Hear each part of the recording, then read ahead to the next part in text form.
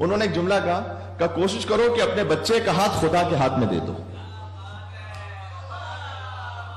سبحان اللہ.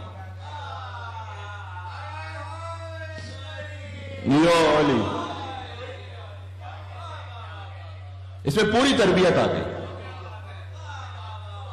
صبغت اللہ ومن احسن من اللہ صبغتن، یہ اللہ تعالیٰ نے قرآن میں کہا سورہ بقرہ میں.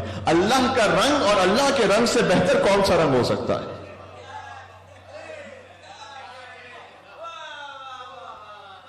اللہ کا کب سے کلر ہونے لگا ہے؟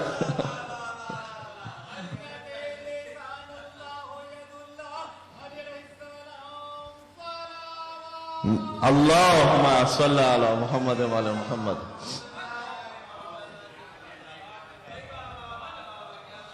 اللہ کا رنگ یہ قرآن کی آیت ہے. صبغت اللہ ومن احسن من اللہ صبغتن، اللہ کے رنگ سے بہتر کون سا رنگ ہے؟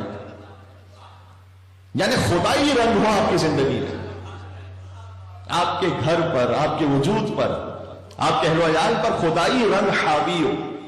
اپنے بچوں کا ہاتھ خدا کے ہاتھ میں دینے کا مطلب کیا ہے؟ مثال کے طور پر اس نے آپ سے کوئی شوز مانگے ہیں، آپ اسے جلد بدیر دلا دیں گے. اسے شوز، اس کو ضرورت ہے اگر تو آپ اسے، کپڑوں کی ضرورت ہے آپ اسے دلا دیں گے.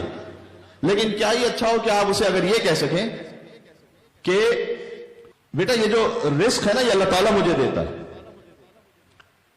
اور اللہ تعالیٰ نے جو مجھے رزق دیا ہے، یا فرض کیجئے کہ اس وقت آپ کے پاس نہیں ہے اور آپ بعد میں اسے دلانا چاہتے ہیں، تو بیٹا دعا کرو کہ اللہ تعالیٰ آپ کے بابا کو وہ رزق دے کہ اللہ کے دیے اس رزق کے صدقے میں آپ کو دے سکوں. تو جو اللہ نے دیا ہے وہ در حقیقت ہمارا رازق ہے، اسی سے ہم سب کھائیں گے پیئیں گے.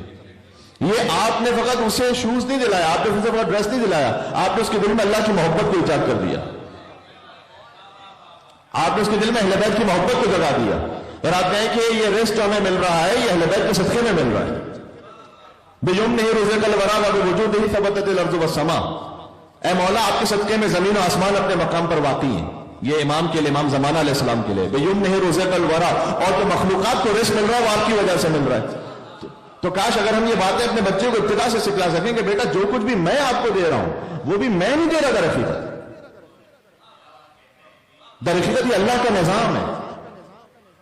پھر وہ دعائے کہ رب ارحمہما کما ربیانی صغیرا.